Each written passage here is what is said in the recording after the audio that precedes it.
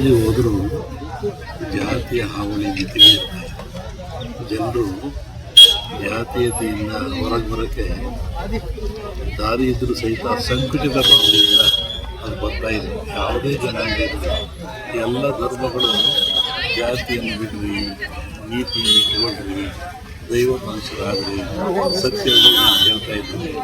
ಅದು ಅರಿವಿನ ಜನಗಳು ಸಂಕುಚಿತವಾಗಿ ಹೋಗ್ತಾ ಇದ್ದಾರೆ. ಅದು ದೇಶಕ್ಕೆ ಅಪಾಯಕಾರಿಯಾಗಿರ್ತದೆ.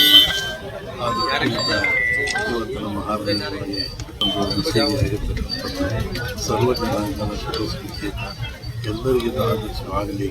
ಮೊಹಮ್ಮದ್ ಪೈಗಂಬರವರ ತತ್ವ ಸಿದ್ಧಾಂತ ಮುಖಾಂತರ ಈಗ ಮುಂದಾಗಲಿ, ಎಲ್ಲರಿಗೂ ಸುಖ ಶಾಂತಿ ಕೊಡಲಿ. ಎಲ್ಲ ಒಂದು ಇತಿಹಾಸ ಆಯಿತು. ಒಂದು ಮುಸ್ಲಿಂ ಮಸೀದಿಯನ್ನು ಉದ್ಘಾಟನೆ ಮಾಡೋಕ್ಕೆ ಲಿಂಗಾಯತ ಮಠದ ಸ್ವಾಮಿ ಬಂದು ಉದ್ಘಾಟನೆ ಮಾಡಿದರು ಅಂತ ಹೇಳಿದ್ರೆ ಇಡೀ ಭಾರತ ದೇಶಕ್ಕೆ, ಕರ್ನಾಟಕ ರಾಜ್ಯಕ್ಕೆ ಒಂದು ದೊಡ್ಡ ಸಂದೇಶ ಕೊಟ್ಟಿದ್ದು. ಆ ಸಂದೇಶ ಹಾಸನ ಜಿಲ್ಲೆ ಜನಕ್ಕೆ ನಾನು ಅಭಿನಂದಿಸ್ತೇನೆ. ಉತ್ತಮವಾದಂಥ, ಯಾಕಂದರೆ ಹಾಸನ ಭಾರಿ ದೊಡ್ಡ ರೆವಲ್ಯೂಷನರಿ ಜಿಲ್ಲೆ. ಇಲ್ಲಿ ಇಲ್ಲದೇ ಇರೋ ಪೊಲಿಟಿಕಲ್ ಪಾರ್ಟಿ ಯಾವುದೂ ಇಲ್ಲ. ಇಂಡಿಯಾದಲ್ಲಿ ಎಷ್ಟು ಪಾರ್ಟಿ ಇದೋ ಅದು ಬ್ರಾಂಚ್ ಹಾಸನದಲ್ಲಿದೆ. ಅಂಥ ರೆವಲ್ಯೂಷನರಿ ಜಿಲ್ಲೆ ಇದು. ಪರಿವರ್ತನೆ ಮತ್ತು ಬದಲಾವಣೆ ಮಾಡತಕ್ಕಂಥ ಜಿಲ್ಲೆ. ಇವತ್ತು ಕರ್ನಾಟಕಕ್ಕೆ ಒಂದು ಮಾರ್ಗದರ್ಶನ ಕೊಟ್ಟಿದೆ. ಮುಂದೆ ಒಳ್ಳೆಯದಾಗಲಿ. ಆಮೇಲೆ ನಾನು ಕೂಡ ಒಂದು 3ನೇ ಶಕ್ತಿ ಮಾಡಬೇಕು ಅನ್ನೋಕ್ಕಂಥ ಪ್ರಯತ್ನದಲ್ಲಿದ್ದೇನೆ. ಫೆಬ್ರವರಿ 7ನೇ ತಾರೀಕು ಒಂದು ದೊಡ್ಡ ಸಮ್ಮೇಳನ ಗುಲ್ಬರ್ಗದಲ್ಲಿ ಮಾಡ್ತಾ ಇದ್ದೀನಿ.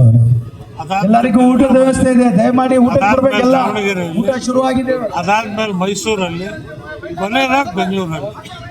ಇದೆಲ್ಲ ಕಡೆ ಜನರಿಗೆ ನನಗಿಂತ ಕಿರಿಯರಿಲ್ಲ, ಹಿರಿಯರಿಗಿಂತ ಮೇಲಿಲ್ಲ, ಸದಾ ಹಿರಿಯರ ಪಾದದ ಧೂಳಿಯಾಗಿ ದುಡಿವೆ ಅಂತೇಳಿ ಇವತ್ತು ಜನರ ಆಶೀರ್ವಾದಕ್ಕೆ ಕಂತಿ ಭಿಕ್ಷೆ, ಓಟಿನ ಕಂತಿ ಭಿಕ್ಷೆ ಹೊಡ್ತೀವಿ.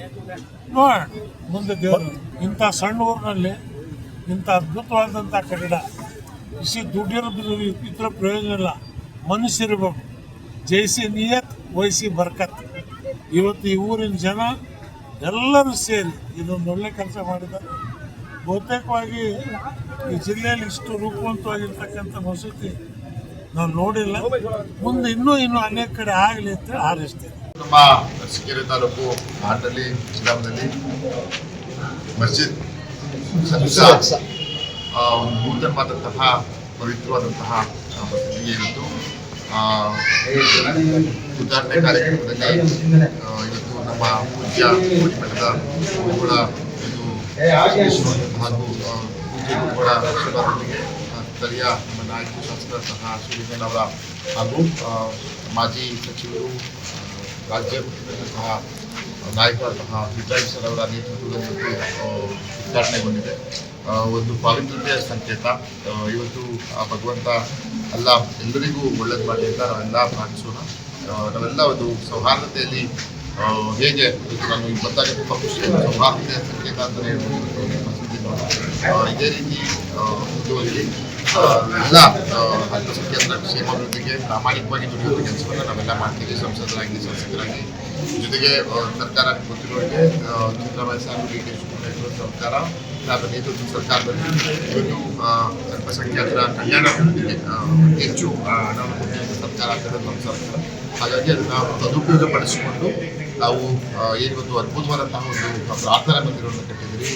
ಎಲ್ಲರಿಗೂ ಒಳಿತನ್ನ ಬಯಸಲಿ, ಎಲ್ಲರಿಗೂ ಒಳ್ಳೆಯದಾಗಲಿ ಅಂತ ಇವತ್ತು ನಾನು ಶುಭ ನುಡಿಕೊಂಡು ಧನ್ಯವಾದಗಳು. ದೇಶದಲ್ಲಿ, ರಾಜ್ಯದಲ್ಲಿ ಜಾತೀಯತೆ ಪ್ರತಿ ಸಂದರ್ಭದಲ್ಲೂ ಸಹಿತ ಭಾಳ ಹೆಚ್ಚಾಗ್ತಾ ಇದೆ. ಆದರೆ ಕರ್ನಾಟಕ ರಾಜ್ಯದಲ್ಲಿ ಭಾಳ ಜನ ಸ್ವಾಮೀಜಿಗಳನ್ನ ನೋಡಿದ್ದೀವಿ ನಾವು. ಎಲ್ಲ ಸಮಾಜದಲ್ಲೂ ಒಬ್ಬೊಬ್ಬರು ಸ್ವಾಮೀಜಿ, ಎಲ್ಲ ಸಮಾಜ. ಆದರೆ ಜಾತ್ಯತೀತ ಸ್ವಾಮೀಜಿಯವರು ಏನಾದ್ರು ಇದ್ದಾರೆ ಅಂದರೆ ಅದು ಕೋಡಿ ಶ್ರೀಗಳು ಅಂತಕ್ಕಂಥದ್ದನ್ನು ನಾವೆಲ್ಲರೂ ಸಹಿತ ಭಾರತ ದೇಶಕ್ಕೆ ಸಂದೇಶ ಕೊಡ್ತಕ್ಕಂಥ ಸ್ವಾಮೀಜಿ. ಇವತ್ತು ಮುಸಲ್ಮಾನ ಬಂಧುಗಳಿರ್ಬೋದು, ಹಿಂದುಳಿದ ವರ್ಗ ಇರ್ಬೋದು, ಎಲ್ಲ ವರ್ಗವನ್ನು ಪ್ರೀತಿಸ್ತಕ್ಕಂಥ ಸ್ವಾಮೀಜಿಯವರು ಕೋಡಿ ಶ್ರೀ. ಇವತ್ತು ನಾವು ಭಾಳಷ್ಟು ವಿಚಾರವನ್ನು ನೋಡ್ತಾ ಇದ್ದೀವಿ. ಧಾರ್ಮಿಕವಾಗಿ, ಸಾಂಸ್ಕೃತಿಕವಾಗಿ ಇವತ್ತಿನ ಪರಿಸ್ಥಿತಿಯನ್ನು ವೈವಿಧ್ಯ ಮತ್ತು ನೋಡಿದರೆ ನಾವು ಸಮಾಜ ರಾಜ್ಯದಲ್ಲಿ 21 ವರ್ಷಕ್ಕೆ ಎಲ್ಲ ಸಮಾಜಕ್ಕೆ ಹೊಂದ್ಕೊಂಡು ಹೋಗ್ತಿರ್ತಕ್ಕಂಥ ಸಮಾಜ ಏನಾರು ಇದೆ ಅಂದರೆ ಮುಸಲ್ಮಾನ ಸಮಾಜ. ಇವರು ಹಲವಾರು ಸಂದರ್ಭದಲ್ಲಿ ಭಾಳ ಗಟ್ಟಿಯಾಗಿ ನಿಂತ್ಕೊಂಡ್ರು. ಎಂತೆಂಥ ಸಂದರ್ಭಗಳು ಬಂದರೂ ಸಹಿತ ವಿಚಲಿತರಾಗಿದ್ದಾರೆ. ಇವರು ಈ ಸಮಾಜ, ಮುಸಲ್ಮಾನ ಸಮಾಜ ವೈವಿಧ್ಯತೆಯನ್ನು ಮರೆತು ಧಾರ್ಮಿಕ ಮತ್ತು ಸಾಂಸ್ಕೃತಿಕ ವಿಚಾರದಲ್ಲಿ ಭಾಳ ವೈವಿಧ್ಯತೆ ಇರ್ತಕ್ಕಂಥ ರಾಜ್ಯ. ಅದನ್ನು ಭಾಳ ಮೇಲ್ಮಟ್ಟಕ್ಕೆ ಎತ್ತರಿಸಿರ್ತಕ್ಕಂಥದ್ದು. ಇನ್ನೊಂದು ಕಡೆ ಮನುವಾದ, ಇದರ ಒಳಗಡೆ ಈ ಪರಿಸ್ಥಿತಿಯಲ್ಲಿ ಬದುಕ್ತಕ್ಕಂಥದ್ದು, ಬದುಕನ್ನು ಕಟ್ಟಿಕೊಳ್ತಕ್ಕಂಥದ್ದು ನಮ್ಮ ಮುಸಲ್ಮಾನ ಸಮಾಜ.